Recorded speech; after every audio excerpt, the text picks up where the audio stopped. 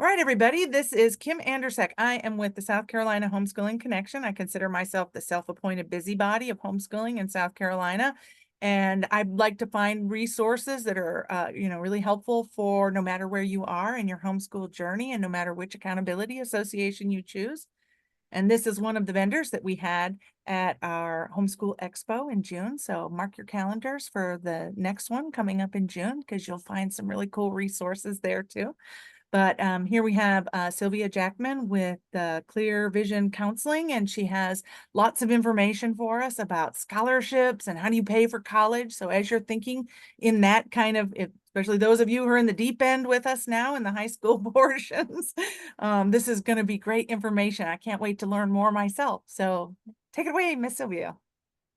Thank you so much, Kim. I appreciate being here. Thanks for inviting me and giving me this time. I am going to share my screen because I have a deck here because who wants to look at my face the whole entire time? Right. So we're going to be talking about college affordability and financial aid. My name is Sylvia Jackman. I'm really excited about the opportunity to have this conversation because this is one of my favorite topics. College affordability, financial aid, one of my favorite topics. And it's also very much tied to my other favorite topic, which is education. So just to give you a little bit of background about me, I am a homeschool mom. And I'm currently in my fourth year of homeschooling, and the lion's share of my professional career has been centered around education, specifically public health education. I got my master's degree in public health at Hunter College in New York City. And in the course of my career, I've served as an adjunct faculty member at two New Jersey state colleges for over 10 years. And it was that experience that led me to pursue independent college counseling as a secondary career. And I started my counseling consulting business in 2019.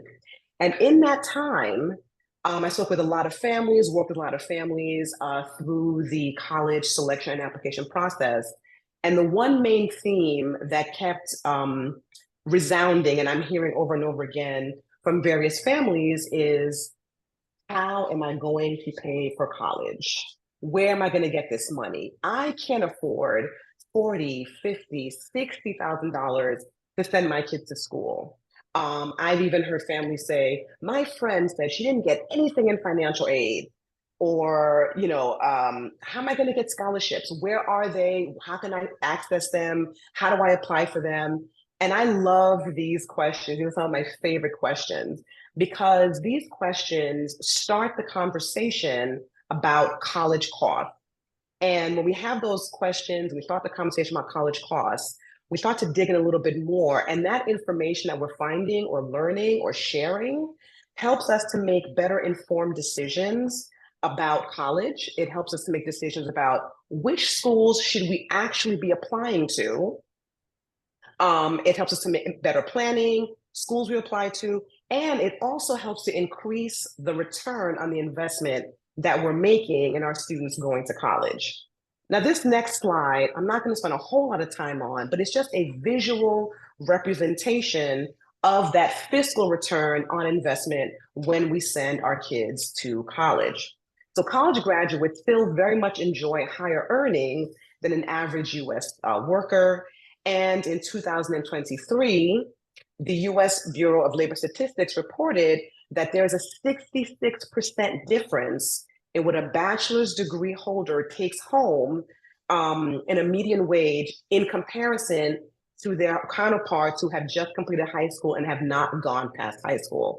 So as you can see on this chart, starting from 1990 and going all the way to 2020, the amount of money or the potential for earnings is much greater with that college degree. But also, the going to college and talking about a return on investment is not solely fiscal in nature.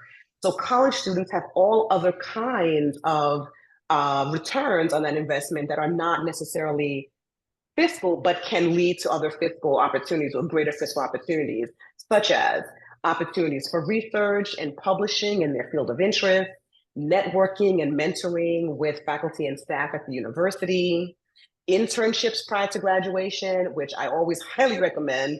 And internships really do expand and create an extension of the student's network in their field of interest.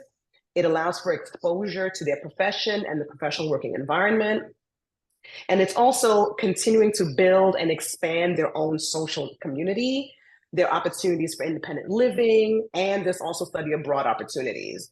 So, and it's not to say that students who don't go to college don't have those opportunities, it's just nicely compact in the undergraduate experience and more easily accessible in that space.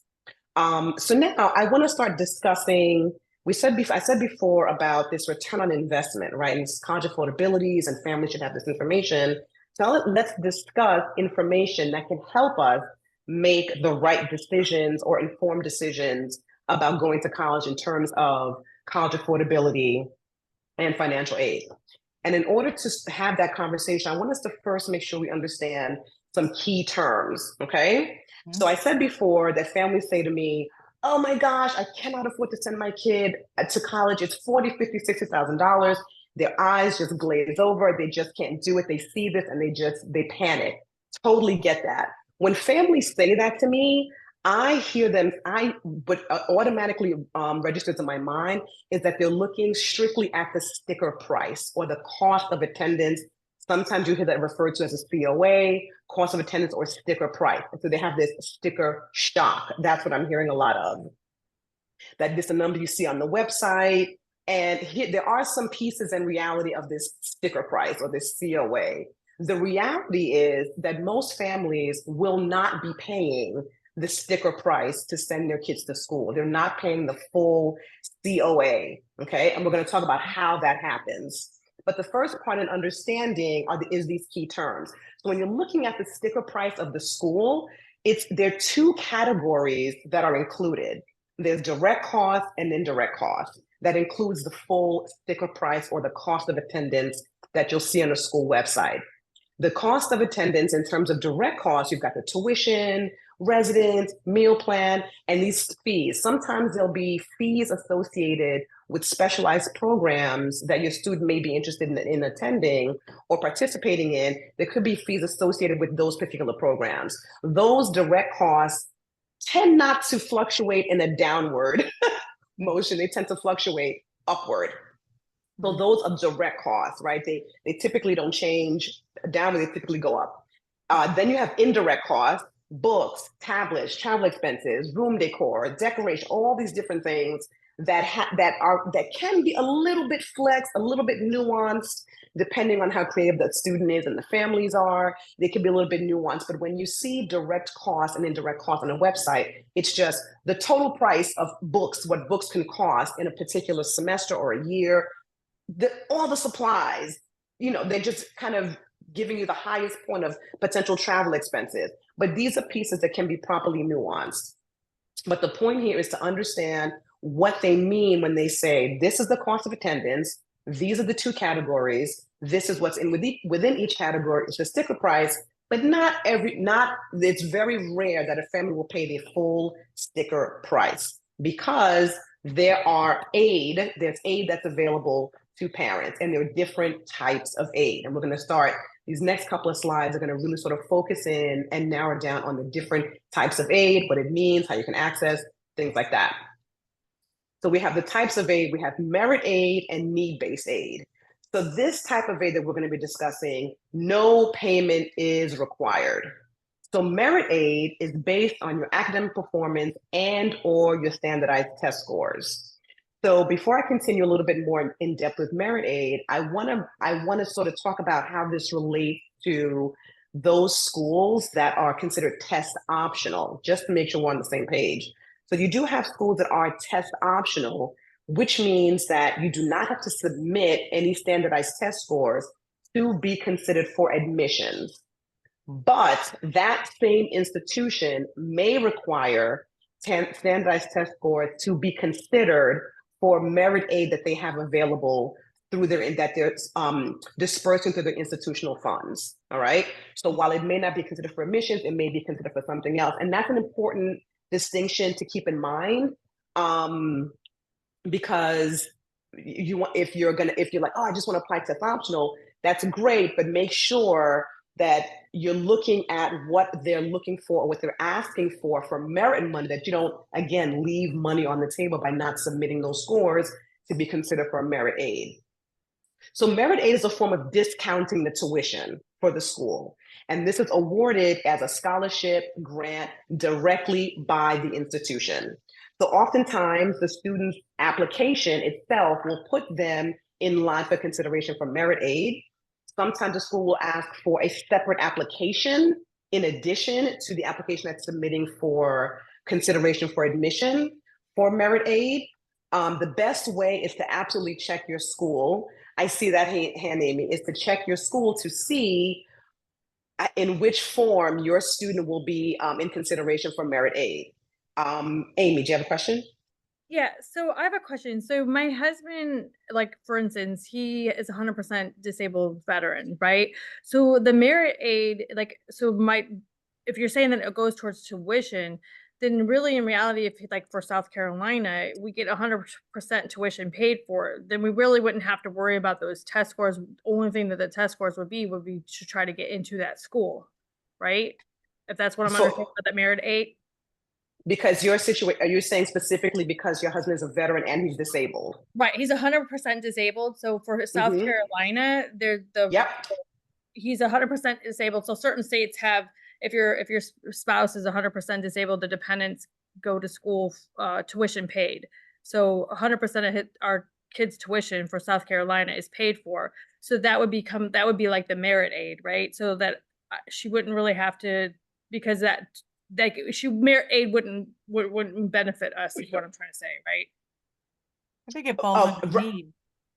That would right. So this what you're that tuition, the full tuition being paid, that's a need-based kind of aid, right? Because you need this tuition to be discounted so that your students can go. It's part of how do I explain? So It's like life circumstances, like if right, you life lost your circumstances, correct. child or minority group, there's certain eligibility for those kind of need-based scholarships. Correct, right, for the need-based scholarship. So in terms of a school having to not submit a test score, again, if you're applying for a school that's test optional and you don't want to submit the scores, you don't have to, because that will not be a consideration as they reviewing the application for admissions, if that makes sense. Right. But you may be applying to other schools that are not test optional. Mm-hmm. So you will need to submit those scores for admission purposes. But the merit is on your academics, on what your Correct. transcript says, what your test scores say, just on what your academics are. That's the merit based. That's Okay, the merit base, right? so I get it now. Mm-hmm. So like so but I'm just still trying to figure. So the best thing would probably be just to do it and just figure out what she's entitled to based on, even if we get that to 100% tuition, we'd still be able to get some other aid based on the test scores if she scored high enough.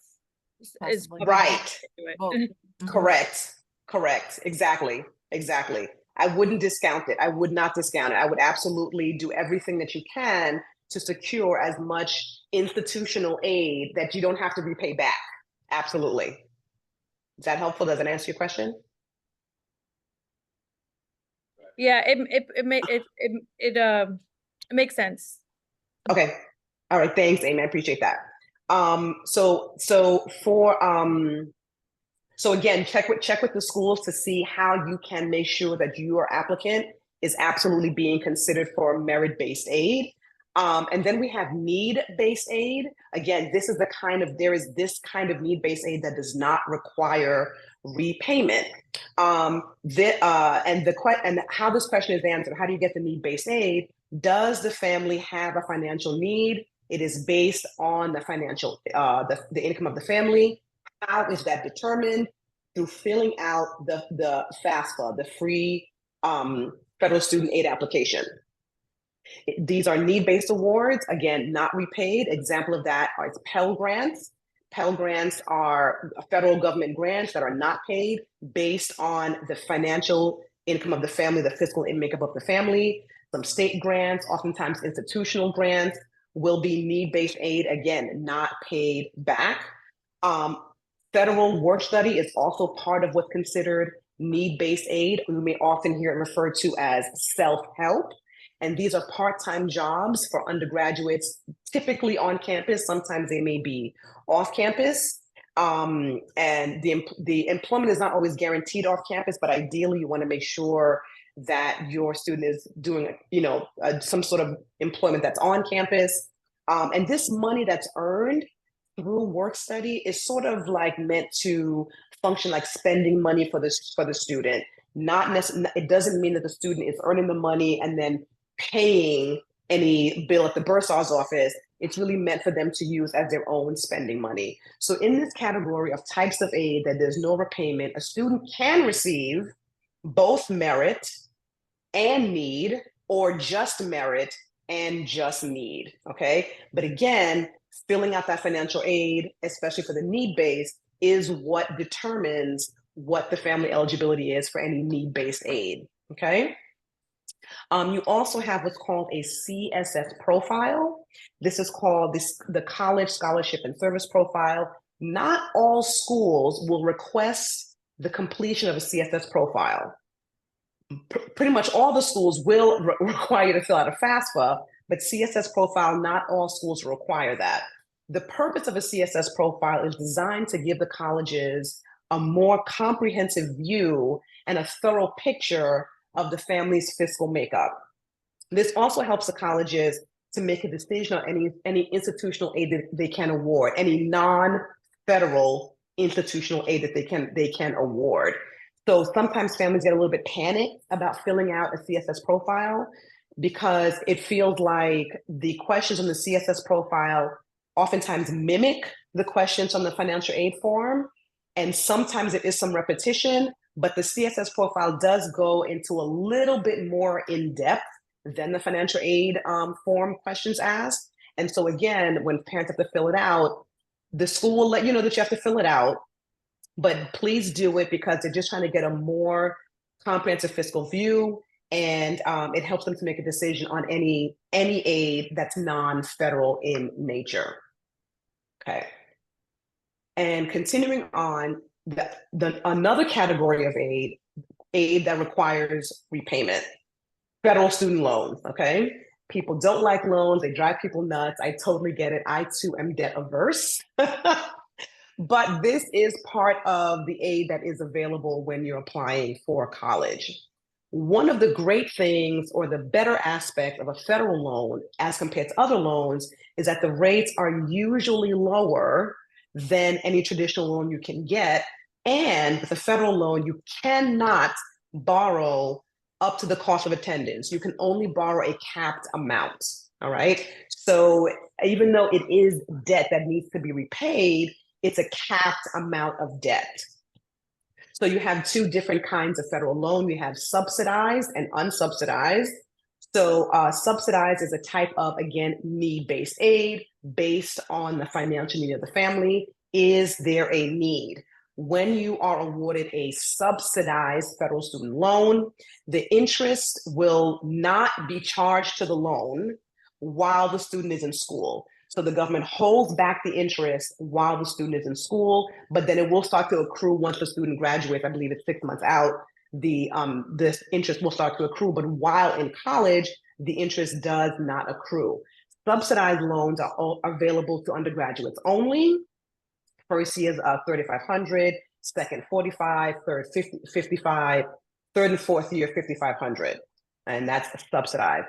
Unsubs, this is not. There's no financial need is considered for an unsub. So again, just like with merit aid and need-based aid, you could get a sub and an unsub loan as part of your financial aid package, as part of your award. So the unsub, it's not subsidized. No one's holding back the interest. The interest will accrue just like any other loan when the funds are distributed. Okay, so the interest will be accruing while the student, I know Kim is nodding like, yeah, I'm familiar. The interest will accrue while the student is in school. This loan, the unsub loan, is available to both grads and undergrads. And the way I like to remember it is the U in the unsub means that you will be accruing interest while you are in college. That's kind of the easiest way to remember it. So again, freshman year, $5,500, $6,500 for sophomore year, and then $75 goes junior and senior year. Now, let's see. Right, I did mention that these rates are typically lower and lower in relation to private student loans. This is like any other loan. This loan is not backed by the federal government. The rates are typically higher. Whatever the loan terms are, the rate, the negotiate, that's all depending on who is writing the loan. Private student loans. Then you have Parent Plus loans. I have to see, the Parent Plus loan is a loan that a parent can take out on behalf of the student. Again, the rates are not as low as a federal student loan. This is a loan that the parent's taking out. If the student does not complete the degree, the parent is still on the hook for this loan. I personally never recommend any parent, it doesn't even matter where you are fiscally in your life, I never recommend any parent to take out a Student Plus loan. Why? Because typically when you are a parent and your student is applying for college, while your child is entering a different season in their life, you are entering a different season in yours. And so taking on a debt at that time in your life does not seem like a wise decision. I do allow for families, make the decision best for your family, but if someone was counseling someone, this is the counsel that I give to every family, regardless of, what their financial makeup is. I'm not a fan of it. Right. Because the first loans that you were talking about are in the student's name, and they're the ones that they're the ones that are signing off that they owe it. Correct. I believe that we ended up co-signing for some loans. Was that under the private student loans that we ended up? Probably, right. Probably, because an 18-year-old doesn't have, how can they possibly pay the loan back? It's going to take a long time. So they need someone to say, hey, if you're not paying, can you? And then you have the collateral, you have the income, you have the experience, you have the credit to be able to co-sign on that loan, right? So that would be that's a private loan. And again, it hooks the parent in. And again, it's not to say that parents shouldn't be hooked into investment in their kids' education. I think they should, but I think they're wiser, more fiscally sound ways for parents to do that than co-signing on a loan. But again, it is each family's decision. I just typically across the board just do not advise it. But again, each family is allowed to make any decision that they want to make in terms of that. So these are those loans that are repaid.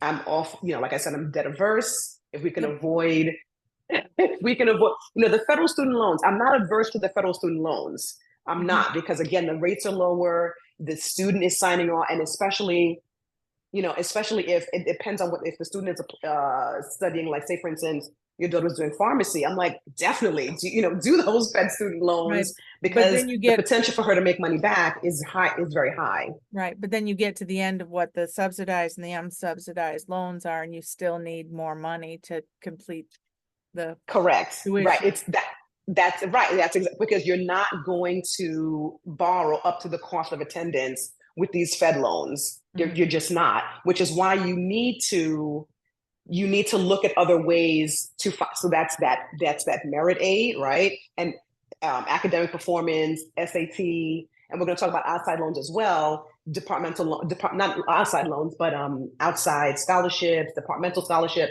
We're going to talk about those things, but there are ways to piece these things together so that you can at least do your best to avoid any additional loans outside of the federal loans. Right. Okay. All right. Then we have other kinds of aids continue. We have full ride, full tuition, departmental, and outside. So full ride, as the name implies, is fantastic. Covers tuition, room, board, books, fees, and oftentimes it can cover the cost of living expenses. These awards are fantastic, but they are not very common. Less than 1% of students are actually awarded a full ride scholarship. They're not that easy to get. So full rides, depending on the school, can potentially cover both that direct and indirect cost that we spoke about earlier in cost of attendance. They are very, very competitive. And a demonstration of financial need is not always a criteria for full ride. Some schools may look at financial need as a criteria, but it's not always a consideration. The more common considerations for a full ride are academics, being in the top of your class, near to or perfect standardized test scores, things of that nature. Other types of categories for full rides are leadership, exceptional leadership in the community, really, really exceptional leadership, leadership experience and demonstration. And of course, you have the athletic category, excelling on your high school team, ranking in your state. And I'm speaking specifically here about Division I schools, okay? Full rides of Division I schools for athletics. These are great, but they are much more difficult to get. And even in the D1 schools, not everybody is getting a full ride scholarship, okay?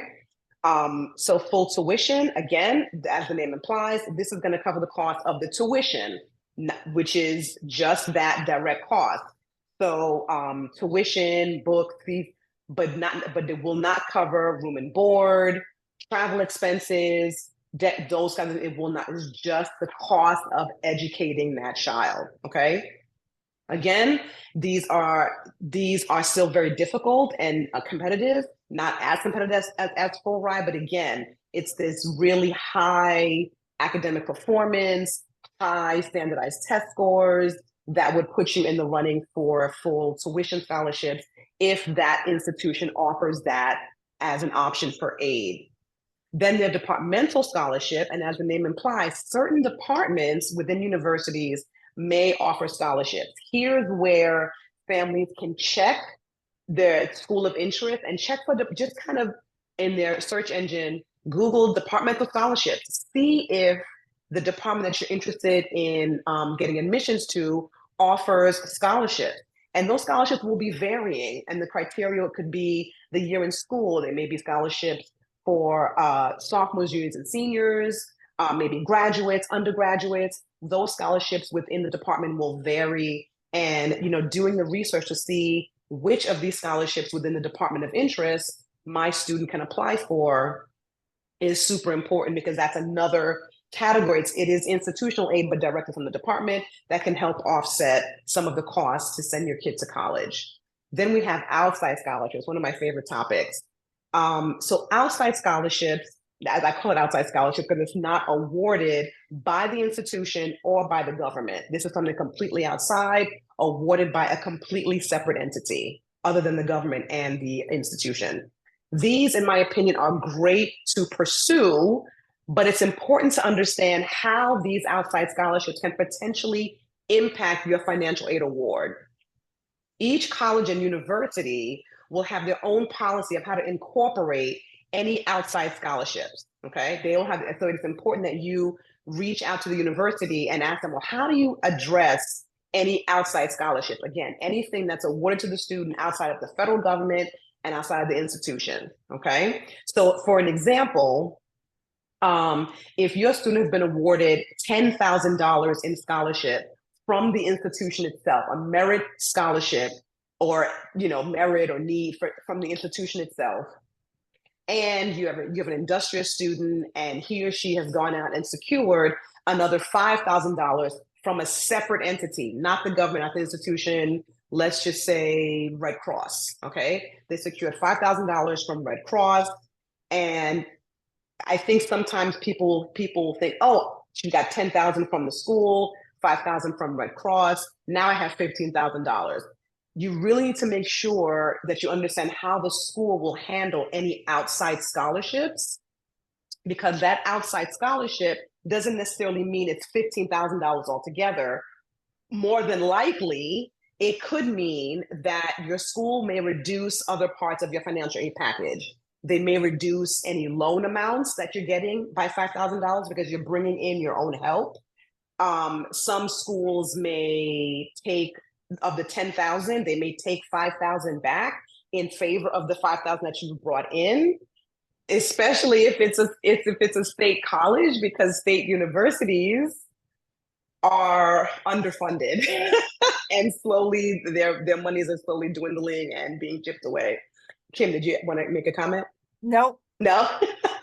Okay. Um, but the idea of getting an outside scholarship and bringing it in, and then the school then will allocate where that goes.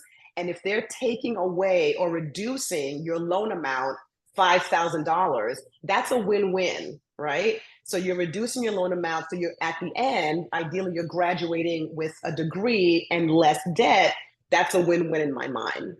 Others kind of outside scholarships, oftentimes you can apply for scholarships that will provide you money to pay for your books.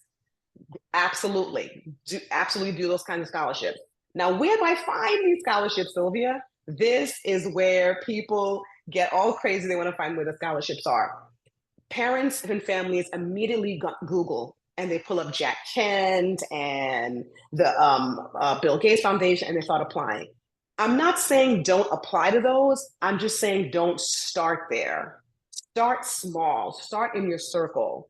Are the parents or grandparents working in a place that has a union? Does the union offer scholarships to their union members, children and grandchildren? At your church, at any local social organizations that you're part of, any large companies that you shop at? Does Kohl's or Walmart offer scholarships for students that you can just apply to?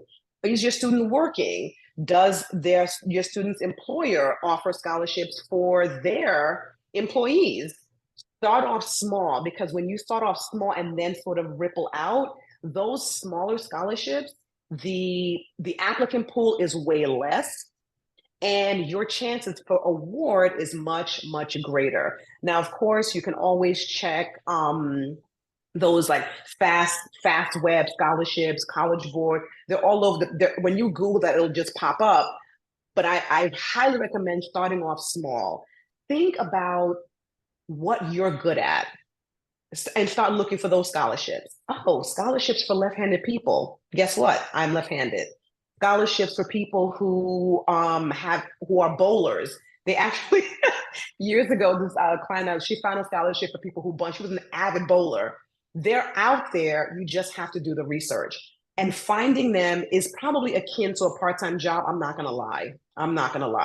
It is hard work, but they are out there. But when you apply to the Jack Kents and the Belinda and Bill Gates Foundation, you are applying to a scholarship where tens of thousands of students are also applying. It's a lot of work. It's a lot of effort, essays and things of that nature, only to be rejected. Start off small in those spaces where you can actually potentially be a viable applicant and potentially earn that scholarship money.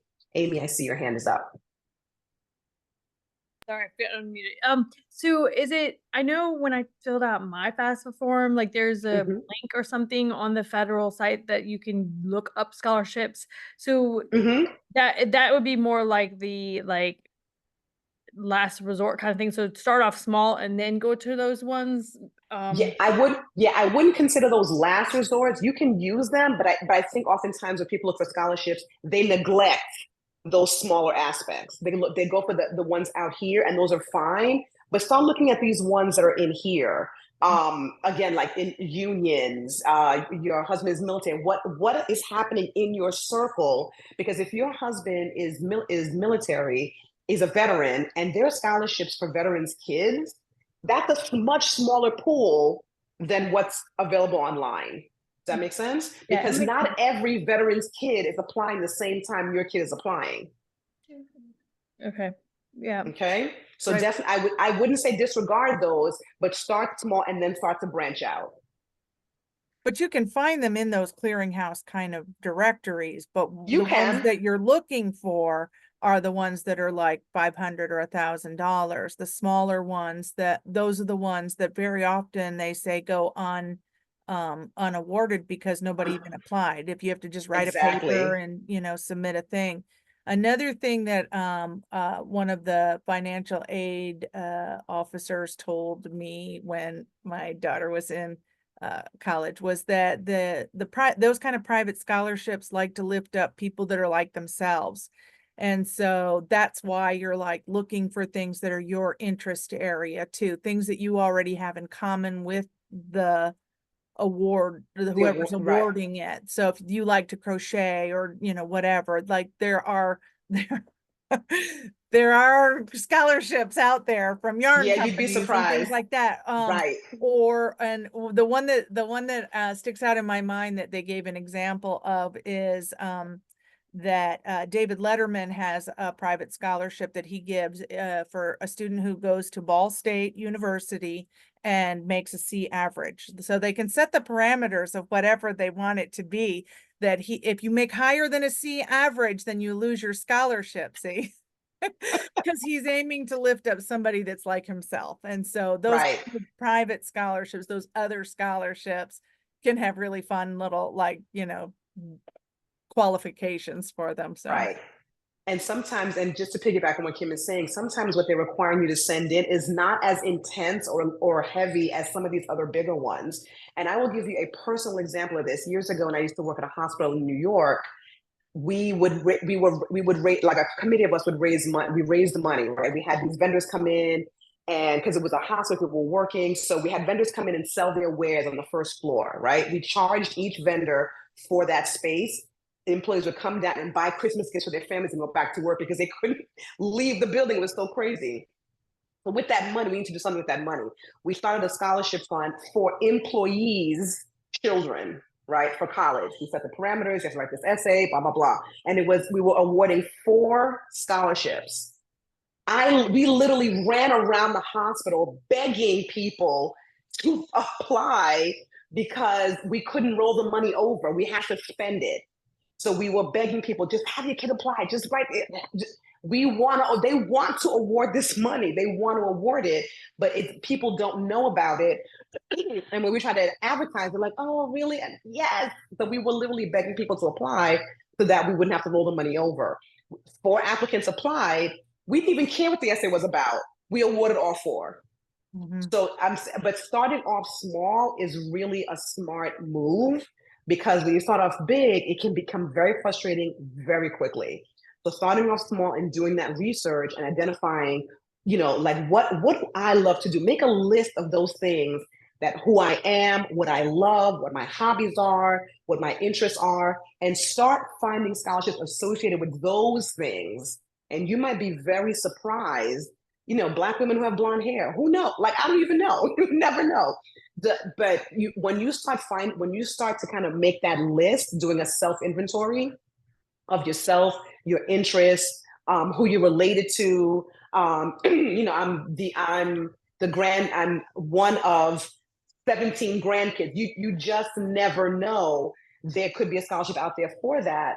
And then you can start applying to those. And again, those sorts of requirements may not be as heavy or as labor intensive as some of the other ones. And you can pull together lots of different things. Does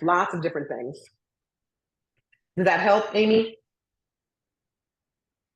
Yeah, it does. It helps. Yeah, because I know that we were like kind of making a list as you were going through. Yeah. And I'm telling you, you're gonna be, listen, I would love to hear more.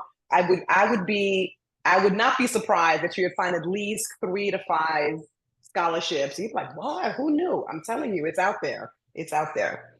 Okay, so now I'm gonna shift gears a little bit, because before we started recording, we were talking a little about the financial aid and EFC and SAI. So I'm gonna shift gears a little bit just to explain how that works, because I did talk before about financial aid, need-based, things like that. But how is that actually determined? Okay. So I'm going to talk a little bit about what is a student aid index, formerly known as the estimated family contribution, or EFC. Excuse me.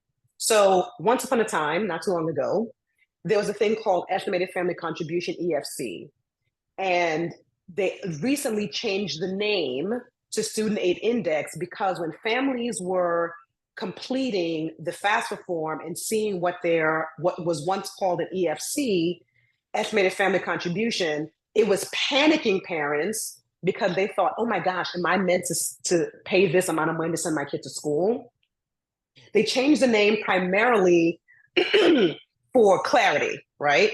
So the estimated family contribution, now SAI, was never meant for parents and families to think, oh my gosh, I have to spend this much money so I might get to school. So they changed it for clarity, although I feel like SAI doesn't really give you that much clarity. I wanted to make sure we understood what this is. So a student aid index, formerly EFC, what it is and what it's not. So what it is, it's a measure of the financial strength of a family. That's all it is. It's the measure of the financial strength of the family's ability to pay for college. How is it determined? By the income of the parent, of sometimes the student if the student's working, assets a family may have, demographics, and all this tax information. Again, all this information is entered in on the FAFSA form and or the CSS profile. That information that's entered into these forms produce what is now called the SAI, or the Student Aid Index. And they do make some adjustments for this family size, okay? So that's what it is. It's just an index, and it's just sort of identifying the financial strength of a family and their ability to pay for college.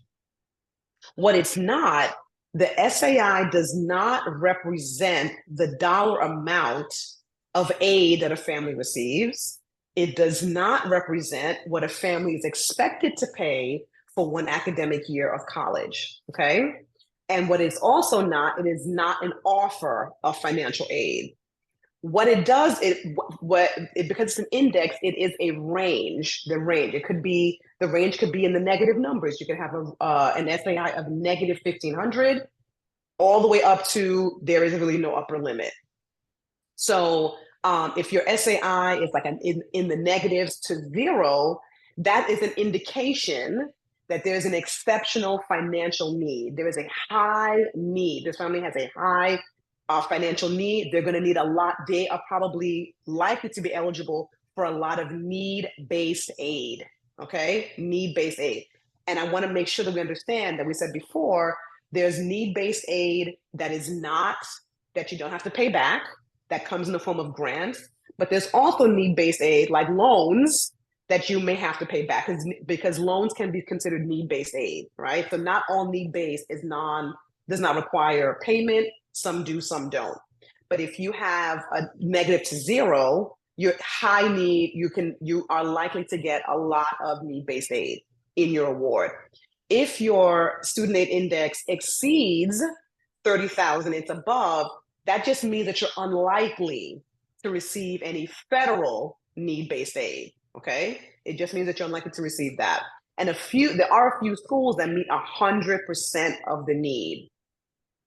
How they meet that need could vary. That could be loans, that could be grants, that could be scholarships. It depends on the school, okay? Now, why is it important for the families to know the SAI?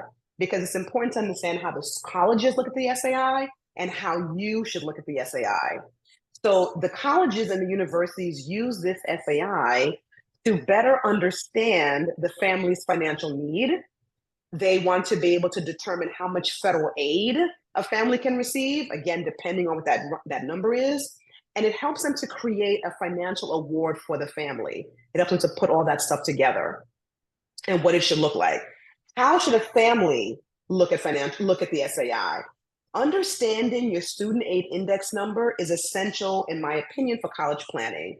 It helps families to look at and research colleges with a more scrutinizing view, okay? And the SAI is a data point to help determine sustainability. Can I sustain my student in college for 4 years, okay? Depending on what your SAI is. Now, it is a range, but it does just give you an idea. Oh, okay, I'm gonna get a lot of need. Let me make sure I understand the kind of need that I could be potentially getting, or if I'm not getting a lot of need. So when I work with families and they want to create a college list, I want to know what their SAI is. Because if their SAI is 30,000 or above, that automatically means to me that they're not going to get any need-based aid, and their college list should be filled with schools that are very generous with merit aid. Ideally, of course, if the student is in that grade point, GPA, SAT, ACT score for that. But I definitely want to make sure that a family is looking at schools that are very generous with aid, and or that they're sending their kids to school to school or going to school in a route that's more fiscally sustainable for them. And knowing the SAI helps to determine that. Yes, Amy. Where do you get the SAI? Is it like Yep. you fill out the FAFSA? I'm not sure where you find this. That's why I'm asking. I know, and I'm going to get to that in a minute. Thank you for asking. I'm going to get to that in a minute. Okay. Okay. So just to finish this point, Amy, I'm going to get to that question in a minute because I have that for you. So again, generous with merit aid, schools that have large endowments that just like to give a lot of money.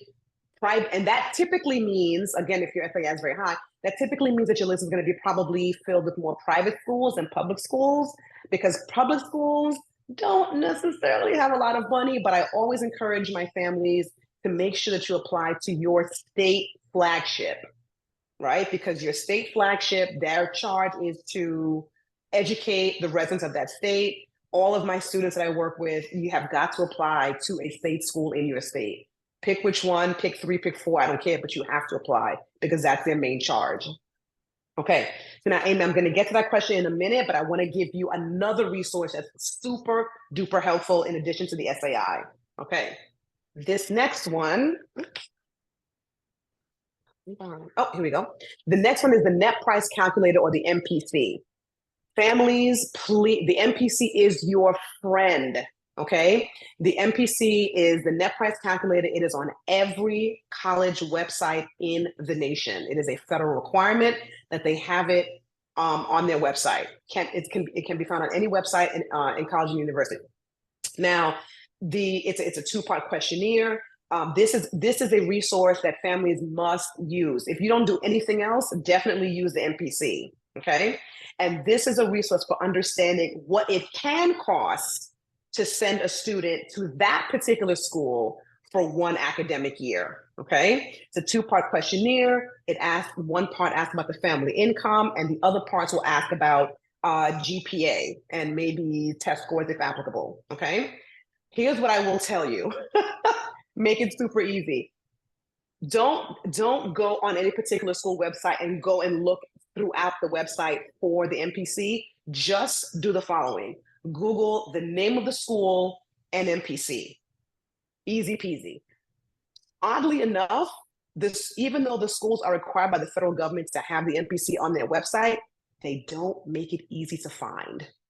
So just Google the name of the school, MPC, it should pop right up, okay? So whatever schools that your students are interested in, complete every MPC for that school, okay? Some MPCs will ask for more detailed questions than others. That's a good sign. They're looking to give you as close to a number as possible. But I want to say this is not what it's going to cost you exactly to send your kids to school, but it does put you in the ballpark. Okay. So when I ask my parents to do an NPC, I'm not in favor of students and families falling in love with schools that they can't afford at the onset, or it's like out of their reach. This is why college affordability is the primary part of the conversation. It's the first part of the conversation.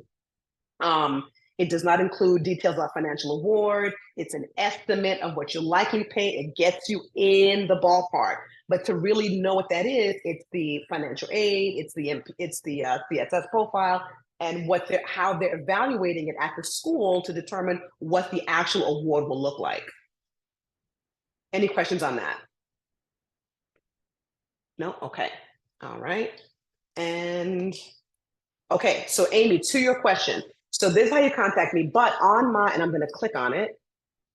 All right. So on my website, you're going to find here we go, financial aid quiz. See, mpc.collegeboard.org. It's not sharing the link. It's still in the slide presentation. What I see on my screen. Okay, you only see, it's not sharing the link. Oh, that stinks. Okay, hold on. It might be the window that you shared was just specifically that presentation. If you go out of the share, there you go. There we go. Okay, let's do that. Let me do difficulties. You are so right, and there it is. Okay, there we go. Now, okay. There we go. So now I can see it. There we go. There it is. So mpc.collegeboard.org. this is a financial aid quiz. It gives you some information about the SAI, and here's where you can get started to get that information, what your SAI is, okay? It's important I know it sometimes can be confusing, but understanding what that number is and what that could potentially mean for your financial aid is really important, because then it can speak to what kinds of schools should I be applying to. Certainly, I want to go to a school, I want to apply to a school that fits my kids' academic needs, social needs, geographic needs, all of those things. But fiscal situation is also a key data point, right? You don't want to fall in love with a school and then find out that they do not give a lot of merit aid. They're very cheap with money, and your student is in love with it. And it's like, it makes it difficult for a parent to pull back, but having these conversations up front makes it a little bit more realistic, and it makes it a little bit more, I think it helps to create, or at least I hope it helps to create less stress for the family, and it keeps the family informed. This is what we can do. Let's look at these schools. You're applying to 8 schools, but the first 5 are like a total great fit for you. You're going to get into one of these 5. Okay, if that makes sense. Mm-hmm. Does that help? Is that helpful? Very. Okay, good. It feels to me like if you're going to look for like a prom dress and you're like, this is what we can afford. So you're like looking at the tags going, okay, this one's out of range. And so kind of like looking at your schools in that kind of a way to say, well, these are the ones that look at the tags. Okay, nope, those are out. I got good taste. Right. And that's the thing. I think also too, that people and families underestimate. They think that, I have to go to these brand name, big name schools. I mean, if they're offering tons of money, great. And it's a good fit for you socially, academically, geographically, weather-wise, distance-wise, all these categories. If it's checking all the boxes, and they're giving you, then it could be great. But it's not the only space, right? There are even 11 institutions that are work colleges. I believe there's one in Kentucky. They're work colleges. So those students who go to those institutions, they literally will graduate with 0 debt or very little debt, because they're working while they're in school, and the curriculum is designed that way, and they're called work colleges, and there are 11 of them. And I know one is in Kentucky, one's in Texas. So there's lots of opportunity to attend college in the most fiscally wise way. I think that it's unconscionable that students are graduating with debt that's akin to a mortgage. It doesn't have to be, but in order for it not to be, being informed, understanding what you're looking at, understanding what it means, identifying these resources, finding these resources, and using them as you design your college list to apply for, it makes it so when your student gets into, oh my gosh, I got into blah, blah, blah. Yes, we already know that we can afford to send you there. Or we already know that there's potential you're going to get married, or whatever the case may be. That sort of thing. Yeah. I was gonna say, I think it's also important that a lot of people don't realize too, that not only are you looking at like whether you can afford the school, but how many kids are graduating from that school, that program. Because I'm like, I try to tell my daughter, I was like, hey, look, this program, it might not be like, if you're looking at Yale versus USC, for instance, I'm like, how many kids are graduating from that program versus this program? And look at how much more debt you're going to be in this program than this program. And I'm like, there's a lot of things you need to consider, not just like the prestigious of the school, like, like what is the ratio of like students actually finishing their 4-year degree. Right.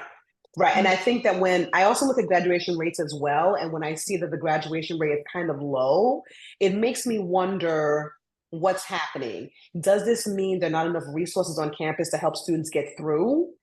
Does it mean that students are unhappy at the university and they're leaving? And if that is the case, why are they leaving? Why are you not retaining these students? So I do look at retention rates and graduation rates. If the retention rates from freshman to sophomore year and beyond is 85%, that's a good sign. That means students are enjoying themselves there. They want to come back. They want to say they want to graduate. And universities want their students to graduate.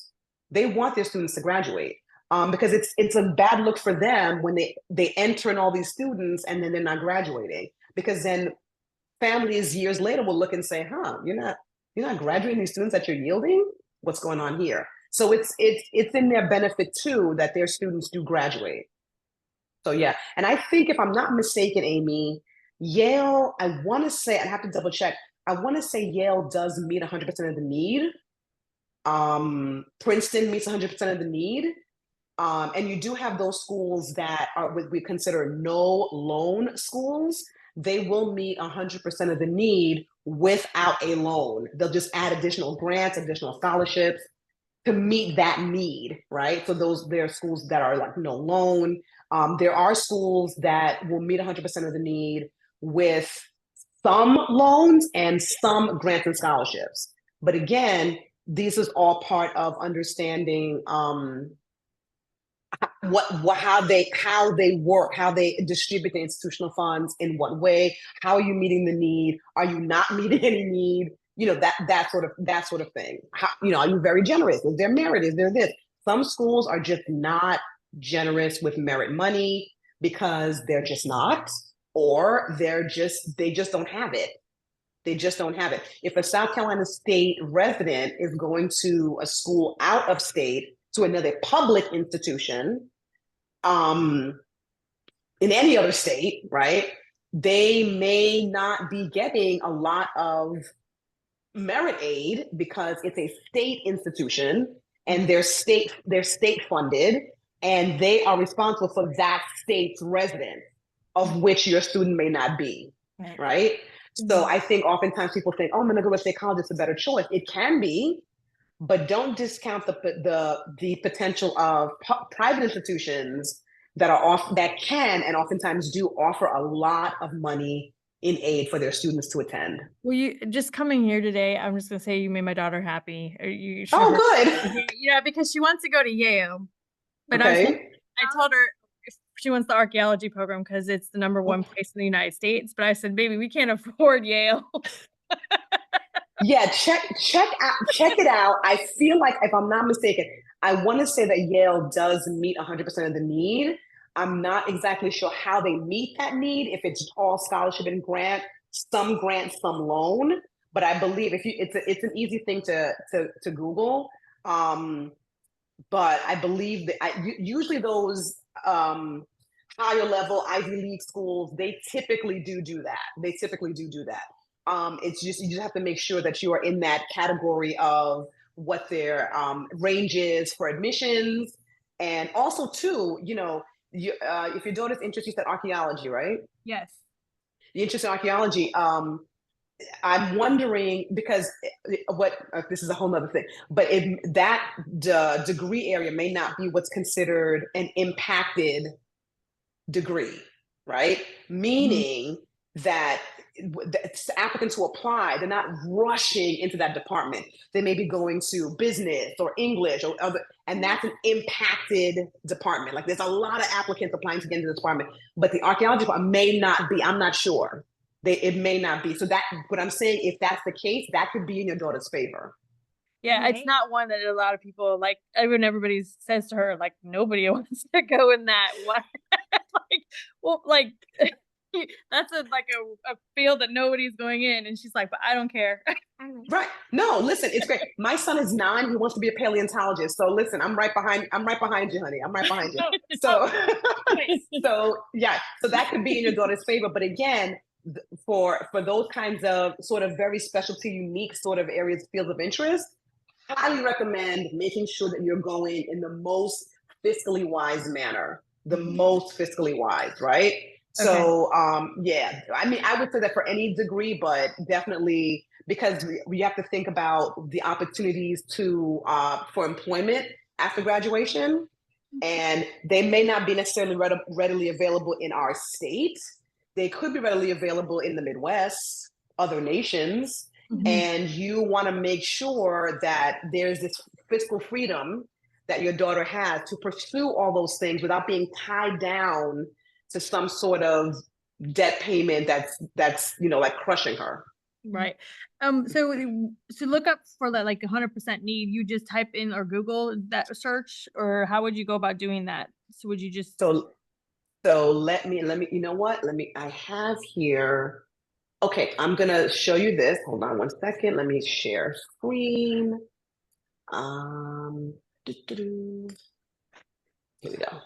Okay, so Oh, basically, okay. the Ross.